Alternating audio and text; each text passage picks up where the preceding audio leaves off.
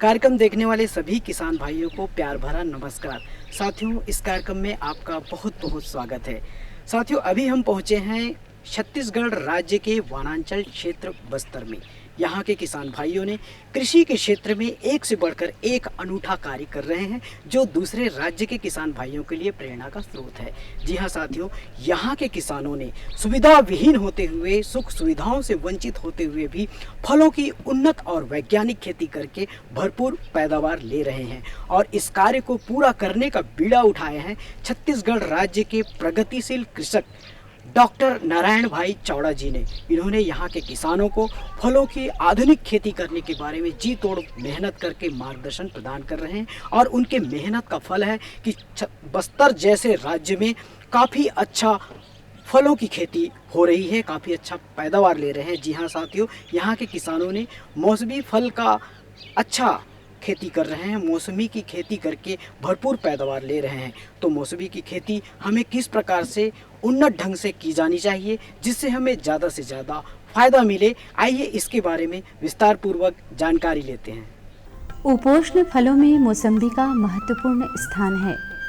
नींबू वर्गीय फल फलों में तीसरा महत्वपूर्ण स्थान रखते हैं।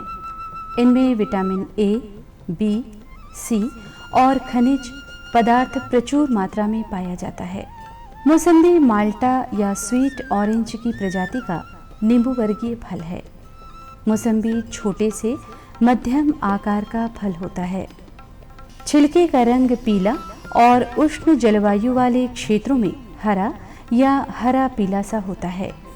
छत्तीसगढ़ राज्य के प्रतिभाशाली कृषक और कृषि अनुसंधानकर्ता डॉक्टर नारायण भाई चावड़ा ने ग्राफ्टिंग विधि से मौसम्बी की पैदावार लेकर देश के सभी किसानों को इस दिशा में सोचने के लिए तैयार कर दिया है। छत्तीसगढ़ राज्य के फल उत्पादक किसानों को इस बात की जानकारी भी दे दी है कि यहाँ का वातावरण मौसम्बी की मांग से अनुकूल है। छत्तीसगढ़ में पपीता और केला और अमरूद ये फल तो होते हैं, लेकिन बाकी के लगभग सभी फल दूसरे प्रदेशों से आते हैं। जैसे हम बात करें संतरा मौसम्बी की, तो ये महाराष्ट्र से आते हैं। ये जानने के लिए कि क्या हमारे छत्तीसगढ़ में इन फलों की संभावना है, क्या हम उसको अच्छी तरह से सफलतापूर्वक इसकी खेती कर सकते हैं, तो इस दिशा में हमने एक प्रयोग किया। हमने राहुरी एग्रीकल्चर यूनिवर्सिटी से मौसम्बी की न्यू सेलर नामक किस्म मंगवाई और उसको हमने छत्तीसगढ़ में लगाया और हमने देखा कि उसकी बहुत अच्छी पैदावार हो रही है। तो उसके हमने कुछ और ज़्यादा पौधे तैयार किए और उसके बाद उसको हमने जगदलपुर बस्तर में उसको लगवाए और हमने देखा वहाँ बहुत ही अच्छा परफॉर्मेंस है, बहुत अच्छी पैदावार आ रही है, बहुत अच्छी फ्रूटिंग है। तो वहाँ के बस्तर के कुछ किसान बहुत प्रभावित हुए और वे चाहते थे कि हम भी मौसम्बी की खेती करें। तो हमने फिर उसके बारे में और ज़्यादा जानकारी ली। हमने रूटस्टॉक मंगवाया विदर्भ से। उसका रूटस्टॉक जम्बेरी है, जम्बेरी के ऊपर में मौसम्बी की ग्राफ्टिंग की जाती है। ये जो पौधा आप देख रहे हैं ये जम्बेरी का है, रूटस्टॉक है और ये है मौसम्बी की किस्म है न्यू सेलर। ये जम्बेरी के ऊपर में ग्राफ्टिंग किया हुआ है। अब इसमें ग्राफ्टिंग हम क्यों करते हैं? कुछ जड़ों की बीमारियां होती, यदि हम मौसम्बी को उसी की जड़ों के ऊपर हम लगा दें तो उसकी जड़ों में प्रतिरोधक क्षमता नहीं है, बीमारी जल्दी लगेगी, पौधे की उम्र कम हो जाएगी, पैदावार कम होगी। लेकिन उसी मौसम्बी को जब हम जम्बेरी नामक रूटस्टॉक पर लगाते हैं तो इस रूटस्टॉक की जड़ें बहुत ही मजबूत होती, गहराई पे जाती है और कई प्रकार की बीमारियों से बचाव भी करती है। तो उसको फिर आप देख रहे हैं कि ये मौसम्बी के पौधे हैं, ग्राफ्टिंग किए हुए हैं, जम्बेरी का रूटस्टॉक इसमें उपयोग किया गया है।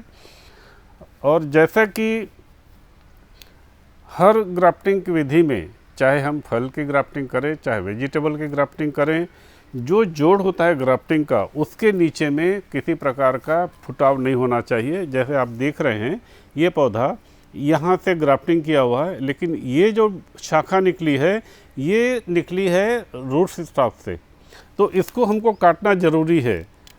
तो इसको काटने से क्या होगा कि ये जो भी है ऊपर का सायन है मौसम्बी का पौधा है वो बहुत तेज़ी से बढ़ेगा। ये इस पौधे में भी देखिए, ये ग्राफ्टिंग का जॉइंट ये यहाँ पर है और ये है फुटाव जो रूट स्टॉक का है, इसको भी हमें काटना है। ये पौधा सही हो गया। अब ये रूट स्टॉक है और कहीं पर भी उसमें साइड ग्रोथ नहीं है, बढ़वार नहीं है और ये मौसम्बी का पौधा है। लेकिन किसान भाइयों को कुछ समय तक सावधानी बरतनी पड़ेगी और उसको देखते रहना पड़ेगा कि, क्योंकि यहाँ पर देखिए ग्राफ्टिंग जॉइंट के नीचे में भी 1 2 3 4 5 6 नॉड हैं। हर नॉड से साइड ग्रोथ या उसका रीग्रोथ हो सकता है, तो उसको थोड़ा तोड़ना है। एक बार पौधा मजबूत हो गया और थोड़ा सा बढ़ गया तो फिर ये यहाँ से ग्रोथ नहीं होता। पर शुरुआत में किसान भाइयों को ये सावधानी रखनी होगी कि रूट स्टॉक में हमें नीचे में जो भी मतलब उसमें बढ़वार हो रही है, जो भी मतलब शाखाएँ निकल रही है, उसको समय समय पर तोड़ते रहना है। अगर इतनी हम सावधानी बरतते हैं तो बाद में हमें इस पर विशेष नीचे की ओर ज़्यादा ध्यान देने की आवश्यकता नहीं है। फिर तो हमें केवल मौसम्बी की बढ़वार के ऊपर देखना है। और यदि हमें हाई डेंसिटी प्लांटिंग करनी है तो हमें पौधों को मौसम्बी को पास पास लगाते हैं। पहले क्या होता था कि जब हम संतरा मौसम्बी की खेती करते थे तो उसकी दूरी 20 फुट बाई 20 फुट रखते थे। पौधों की संख्या कम रहती थी तो पैदावार भी कम मिलती थी। पौधे बड़े हो जाते थे तो फिर फल भी बड़े ऊपर में लगते थे, तो उसको तोड़ने के लिए फिर स्टूल है, सीढ़ियाँ है या उस तरह का कुछ डिवाइस उपयोग करना पड़ता था कि जिससे हम फलों को तोड़ सकें, ऊंचाई वाले फलों को। लेकिन अब जो नई सिस्टम आई है हाई डेंसिटी प्लांटिंग, ने प्रति इकाई क्षेत्र में हमें ज़्यादा से ज़्यादा पौधे लगाने हैं, तो उसमें अब हम लोग 8 फीट पे पौधे लगाते हैं। तो 8 फीट पे जब हम पौधे लगाते हैं, चूँकि ये मौसम्बी का पेड़ भी बड़ा होता है तो घिर जाता है, तो इसलिए हमें समय समय पर उसकी प्रूनिंग, कटाई छटाई भी करनी पड़ेगी और पौधे को एक सीमित से ऊंचाई से ज़्यादा हमें नहीं ले जाना है। इस प्रकार से हमारा काम बहुत आसान हो जाता है। हम खड़े खड़े उसकी थिनिंग कर सकते हैं, फलों की उसकी बैगिंग कर सकते हैं, तुड़ाई कर सकते हैं। और इसमें भी जो बहुत ज़्यादा फल लगते हैं, मौसम्बी एक ऐसा फल है कि इतनी ज़्यादा मात्रा में इसमें फ्लावर फ्रूटिंग होती है कि यदि हमें उसकी सही साइज़ लेनी है मौसम्बी की, तो हमें कुछ मात्रा में कुछ फलों को तोड़ के फेंकना है, जिसको हम थिनिंग कहते हैं, तो हमें यूनिफॉर्म साइज़ के मौसम्बी के फल मिलते हैं। अन्य राज्यों में आयातित मौसम्बी पर आश्रित छत्तीसगढ़ राज्य अब जिस तरह से मौसम्बी का उत्पादन कर रहा है, उसे देखकर तो हम यकीन के साथ कह सकते हैं कि आने वाले समय में छत्तीसगढ़ मौसम्बी के लिए न सिर्फ आत्मनिर्भर हो जाएगा, बल्कि अन्य राज्यों को मौसम्बी निर्यात भी कर पाएगा। और मैं छत्तीसगढ़ के उन किसानों को भी और चावड़ा जी को भी बधाई देना चाहता हूं कि जो विश्व स्तर की तकनीकी है उसको वो छत्तीसगढ़ में लाए हैं, और छत्तीसगढ़ में लाकर जो सबसे पिछड़ा क्षेत्र हमारा और जो नक्सल प्रभावित क्षेत्र बस्तर है, वहाँ पर खेती के मामले में उन्होंने ग्राफ्टिंग पद्धति से और फल फूल सब्जियों की खेती प्रारंभ की है। ये हमारे लिए खुशी की बात है और आने वाले समय पर इसके माध्यम से हमारे छत्तीसगढ़ के किसान फल फूल सब्जी पैदा कर कर अपनी आर्थिक स्थिति अच्छी बनाएंगे और छत्तीसगढ़ का भी अपना एक स्थान बनेगा। अब छत्तीसगढ़ का बस्तर जिला डॉक्टर नारायण भाई चावड़ा के मार्गदर्शन में ग्राफ्टिंग विधि को अपनाते हुए मौसम्बी उत्पादन के क्षेत्र में पदार्पण कर चुका है और अच्छी सफलता भी पा रहा है। अभी मोगरापाल बस्तर में मैं यहाँ खड़ा हूँ और ये देख रहा हूँ कि जो मौसम्बी के ट्रीज़ यहाँ दिख रहे हैं, तो थोड़ा सा मुझे आश्चर्य लग रहा है, क्योंकि हमारा जो रायपुर है और नागपुर है, इसमें अंतर 300 किलोमीटर का है, लेकिन नागपुरी संतरा की जो वैरायटी है, जिसका नाम ही नागपुरी संतरा, वो पूरी दुनिया में फेमस है। वैसी टेस्ट, वैसी वैरायटी कहीं भी नहीं है। लेकिन रायपुर में सिट्रस के सिवाय नींबू या लेमन, इसके सिवाय बाकी क्रॉप होती नहीं है, ये हमने पाया हुआ है। और यहाँ मोगरापाल में जब मैं मौसम्बी का ये पेड़ देखा हूँ और इनका फ्रूटिंग देखते हैं, तो पूरी आशा जग गई है कि मौसम्बी तो यहाँ हो सकती है। अब उसका पूरा ट्रायल लेके इसको कई साल लगा के देखना पड़ेगा कि कितना इसका यील्ड है, इसकी क्या रिकमेंडेशन है, कितनी खाद लगेगी अपनी लोकेलिटी में। ये सारा अनुभव से रिसर्च करके पता करना पड़ेगा। लेकिन पहले अभी तक जो ये धारणा थी कि सिट्रस फ्रूट सिवाय नींबू के छत्तीसगढ़ में नहीं होगा, वो तो अब टूट गई है। नारायण भाई जी के जो फील्ड में हम देख रहे हैं और फसल की जो स्थिति है वो इतनी अच्छी है कि पूरी आशा है कि आगे चलकर मौसम्बी जो है यहाँ बहुत एकरेज फैलेगा। छत्तीसगढ़ राज्य के अन्य किसान भी इस सफलता से प्रेरित हैं। अब यहाँ मौसम्बी की प्रबल संभावना ने जन्म ले लिया है। मैं हसमुख लाल बोल रहा हूँ। मेरे बाजू में किसान लोग खड़े हुए हैं। यहाँ पे मौसम्बी के प्लांट हम लोग देख रहे हैं। यहाँ पे मौसम्बी यहाँ की जलवायु के हिसाब से बहुत ही अच्छा हुआ है। इससे हम लोग बहुत प्रोत्साहित हो रहे हैं और डॉक्टर नारायण भाई चावड़ा के मार्गदर्शन से हम लोग इसको अच्छा से और कर पाएंगे। आज मैं मोगरा पाल जो गांव है, ये बस्तर का, सुदूर बस्तर का एक गांव है मोगरा पाल। यहाँ पर मैं मौसम्बी की खेती देखने के लिए आया हूँ और मैंने देखा कि मौसमी के फल लदे हुए हैं। हालांकि ये अपरंपरागत फसल है बस्तर के लिए। जो हमारे पूर्वोत्तर राज्य हैं और जो महाराष्ट्र राज्य है, इनमें तो इसकी खेती अच्छी तरह से की जाती थी, लेकिन छत्तीसगढ़ में व्यावसायिक उत्पादन इसका नहीं लिया जाता है। मैं देख रहा हूँ कि ये प्रयास जो हमारे एक प्रगतिशील किसान श्री नारायण भाई चावड़ा जी, जिनके अथक प्रयास से अब ये मौसम्बी की फसल बस्तर के क्षेत्र में देखने को मिल रही है। ये पौधे 3 साल के हैं और चौथे वर्ष में इनमें उत्पादन आया हुआ है और इनकी गुणवत्ता भी अच्छी है। तो एक ये द्वार खोलता है कि बस्तर के क्षेत्र में भी मौसमी की खेती की जा सकती है।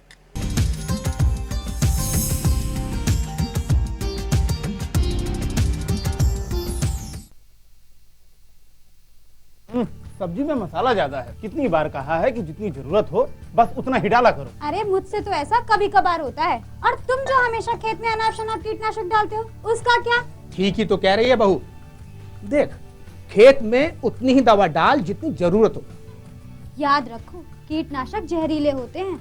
डिब्बे पे लिखी सूचना के हिसाब से ही दवा डालनी चाहिए। पहले फेरोमोन ट्रैप, फ्लाइट ट्रैप, मित्र कीट, जैविक कीटनाशक आदि का इस्तेमाल करें। जरूरत पड़ने पर ही रासायनिक कीटनाशक का इस्तेमाल करें। छिड़काव सुबह या शाम दस्ताने, मास्क और पूरी आस्तीन वाले कपड़े पहनकर करें। हवा की दिशा में छिड़काव करते हुए पीछे जाएं। दवा के डिब्बे, छिड़काव यंत्र सुरक्षित जगह पर रखें। अब कुछ समझे क्या? हाँ, समझ गया मेरी रानी। अब ना करो नादानी। इसने पिला दिया ना तुझे पानी।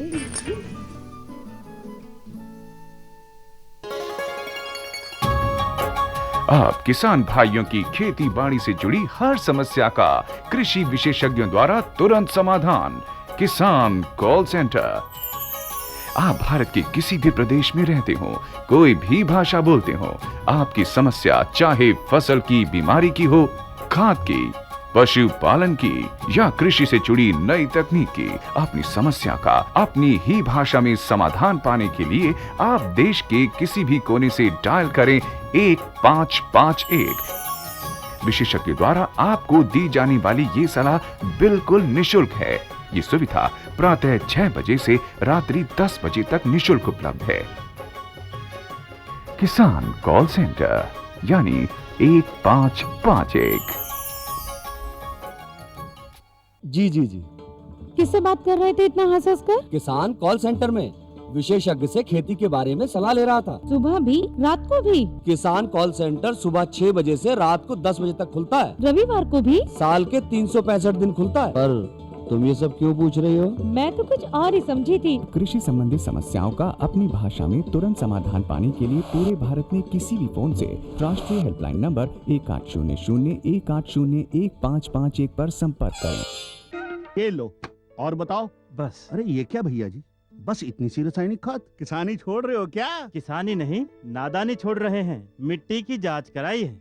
अब तो लालाजी जितनी जरूरत है उतने ही उर्वरक खेत में डालेंगे। हाँ, किसान भाई आज ही अपने जिले की नजदीकी भूमि परीक्षण प्रयोगशाला में मिट्टी की जांच जरूर करवाएं और मिट्टी में पोषक तत्व, नमी व पौधे के विकास को देखते हुए केवल जरूरत के अनुसार ही पोषक तत्व डालें। और हाँ, मिट्टी में गंधक, जस्ता, बोरोन जैसे सूक्ष्म पोषक तत्वों का पता लगाना भी न भूलें। उर्वरक और जैविक खाद के सही उपयोग से भूमि का उपजाऊपन बनाए रखें, उत्पादकता बढ़ाएं, खर्चा घटाएं और बहुमूल्य विदेशी मुद्रा बचाने में भी सहयोग दें। और हाँ, धीमी गति से नाइट्रोजन उपलब्ध कराने वाले उर्वरकों जैसे नीम लेपित यूरिया को प्राथमिकता दें और यूरिया का पत्तों पर छिड़काव करें। अरे वाह, तू तो सचमुच समझदार हो गया रे। अधिक जानकारी के लिए संपर्क करें जिला कृषि अधिकारी या किसान कॉल सेंटर।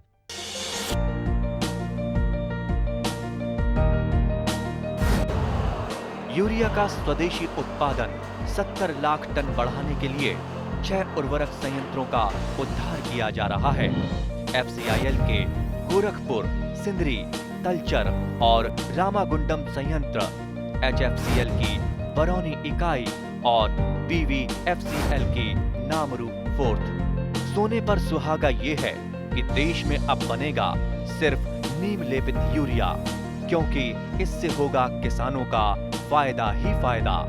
अनाज का उत्पादन 10% तक बढ़ेगा, बढ़ेगी 10 से 15% नाइट्रोजन क्षमता।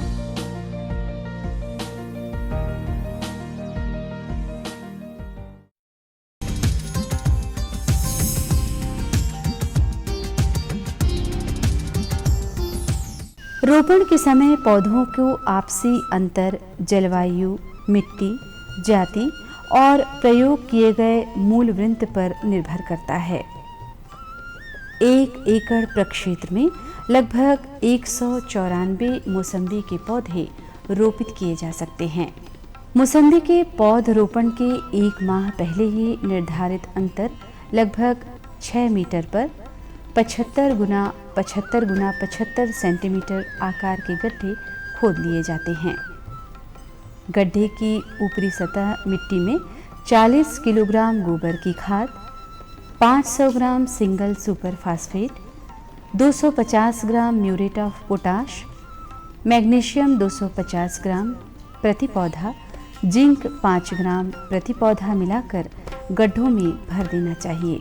जैसा कि हम कोई भी खेती करते हैं तो सबसे पहली जो आवश्यकता है वो है हमारे जैविक खाद की।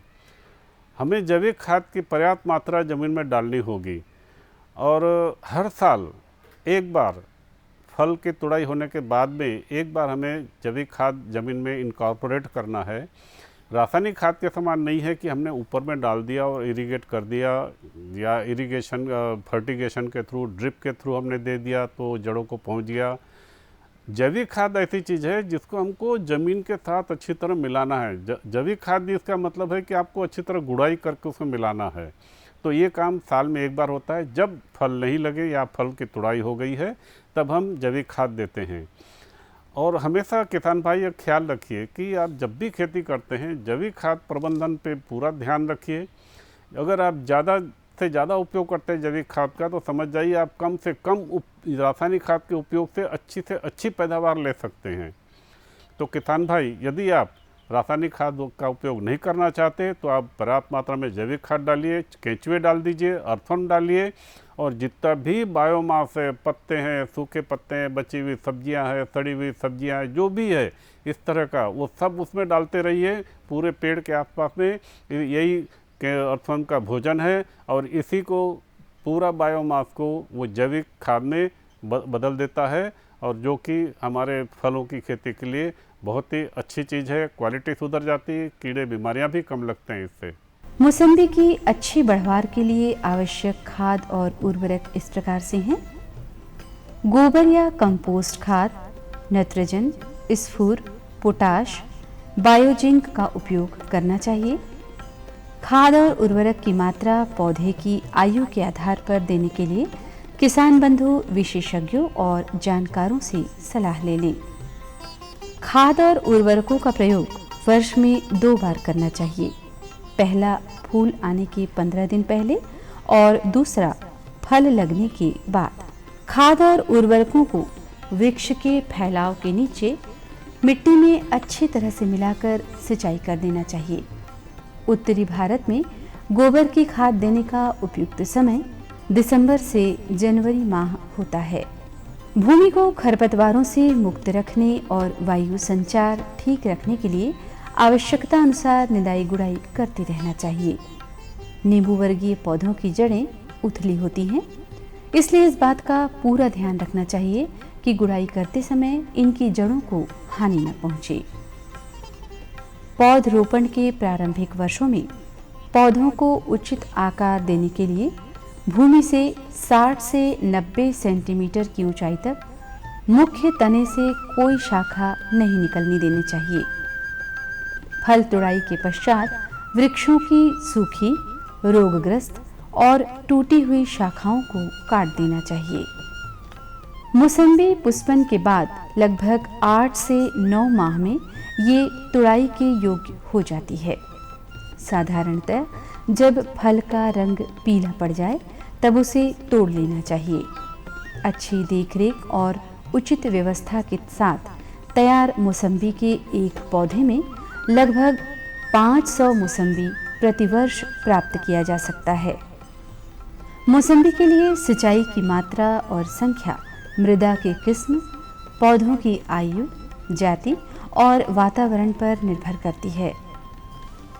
सामान्यतः शीत ऋतु में 12 से 15 दिन के अंतर से और ग्रीष्म ऋतु में 8 से 10 दिन के अंतर से सिंचाई करना चाहिए। इसमें जल प्रबंधन में हमें ये सावधानी बरतनी है कि किस तरह हम पानी का बचाव कर सकते हैं, किस तरह हम बिजली का बचाव कर सकते हैं, क्योंकि ये दोनों चीज़ें महंगी है, पानी की भी कमी है, बिजली भी महंगी मिलती है। तो हम इसकी जगह ड्रिप का उपयोग कर सकते हैं। ड्रिप का जब हम उपयोग करते हैं तो हमारा कम पानी में हमारी फसल हो जाती है, क्योंकि बूंद बूंद पानी गिरता है, जड़ों के पास में गिरता है, और जितना बूंद पानी गिरता है वो सभी बूंद उसको सही उपयोग होता है उसका। तो एक तो ड्रिप इरिगेशन जो हमें अपनाना चाहिए। दूसरी चीज़, कोई भी खेती में खरपतवार एक बहुत बड़ी समस्या होती है। यदि हम फ्लड इरिगेशन देते हैं और उसमें पानी जैसे भर के देते हैं तो उसमें क्या होता है कि जितनी ज़मीन ज़्यादा गीली होगी खरपतवार उतने ज़्यादा होंगे। तो उसके लिए यदि हम ड्रिप उपयोग करते हैं तो थोड़ी सी जगह ही गीली करती है, तो उतने में ही हमें निंदाई करनी है। पर यदि हम उसके साथ साथ मल्चिंग शीट का उपयोग करते हैं, आप देख रहे हैं ये मल्चिंग शीट है, तो इस तरह की जो मल्चिंग शीट है इस तरह का हम उपयोग कर सकते हैं। इसमें हम ऊपर की तरफ सफ़ेद को रखते हैं और नीचे की तरफ काला रखते हैं। जब हम नीचे काला रखते हैं तो नीचे अंधेरा हो जाता है और अंधेरे में फिर वीड्स नहीं होते, घास खरपतवार नहीं होते। सफ़ेद ऊपर में इसलिए रखते हैं कि जब धूप आती है, सनलाइट, तो वो रिफ्लेक्ट होके ज़मीन को बहुत ज़्यादा गर्म नहीं करती। अगर हम उसको ऊपर में पीला काला ऊपर में रख देंगे तो काला रंग गर्मी को सोखता है और वो उसकी तापक्रम को ज़मीन को बढ़ा देता है, जो कि फसल के लिए नुकसानदायक है। तो ये मल्चिंग शीट का उपयोग हम बहुत अच्छी तरह से फलों की खेती में कर सकते हैं, जिसके कारण पानी की बचत होती है, क्योंकि इवापोरेशन रेट के कारण जो पानी लॉस हो रहा था वो मल्चिंग शीट के कारण वो नहीं होता। तो पानी की भी बचत होती है, खरपतवार की बचत होती है, बल्कि मल्चिंग शीट होने से कुछ सकिंग पेस्ट में भी कमी आ जाती है। तो इस तरह हम कीड़ों का प्रबंधन और सिंचाई का प्रबंधन कर सकते हैं। सिट्रस कैंकर ये जेंथोमोनास जीवाणु द्वारा होने वाला रोग है। अधिक वर्षा और आर्द्रता वाले स्थानों पर ये रोग अधिक लगता है। इस रोग में कार्क के समान पत्तियों, टहनियों, कांटों और फलों पर उठे हुए खुरदुरे और पीले भूरे रंग के धब्बे हो जाते हैं। इस रोग पर नियंत्रण पाने के लिए गिरी हुई पत्तियों को एकत्रित करके और रोगग्रस्त परोहों को काटकर नष्ट कर देना चाहिए। वर्षा ऋतु प्रारंभ होने से पहले बोर्डो मिश्रण का छिड़काव करना चाहिए। पुश 4 से 5 मिलीलीटर प्रति लीटर पानी के मान से छिड़काव करना चाहिए। मौसम्बी का दूसरा रोग है गमोसिस। ये फाइटोप्थोरा कवक द्वारा फैलने वाला रोग है। नम भूमि और वातावरण में अधिक आर्द्रता होने पर ये रोग पैदा होता है। इस रोग में पौधों के जड़ और तने की छाल सड़ने लगती हैं, पत्तियां झुलसकर गिरने लगती हैं, छाल लंबाई में फैल जाती है और उससे गोंद जैसा पदार्थ निकलने लगता है। आगे चलकर पौधा पीला पड़कर सूख जाता है। इस रोग से बचाव के लिए प्रतिरोधी मूल वृंत का चयन किया जाना चाहिए। मौसम्बी की फसल को नुकसान पहुंचाने वाले कुछ और भी कीट हैं, जैसे लेमन की तितली या लेमन बटरफ्लाई नामक कीट। इससे पौधों की सुरक्षा करना बेहद ज़रूरी है। क्लोरोपाइरिफॉस का छिड़काव 1 ग्राम प्रति लीटर की दर से भी किया जा सकता है। मौसम्बी का बाजार भाव हमेशा से ही किसानों के लिए उत्साहवर्धक ही रहा है। कहा जा सकता है कि मौसम्बी का उत्पादन करके हमारे किसान बंधु आर्थिक संपन्नता पा सकते हैं। निश्चित रूप से हम छत्तीसगढ़ में नवाचार लगातार कर रहे हैं और हम ग्राफ्टिंग विधि से उत्पादन के लिए जो चावड़ा जी ने प्रयास किया है उसको हम बढ़ावा देंगे और इसके लिए सरकारी सहयोग की आवश्यकता होगी तो वो भी हम सहयोग करेंगे। और छत्तीसगढ़ अभी बस्तर के किसानों ने इसको अडॉप्ट किया है, आने वाले समय पर पूरे छत्तीसगढ़ के किसान इसको अडॉप्ट करें और उसमें शासन के जिस सहयोग की भी आवश्यकता होगी वो हम करेंगे।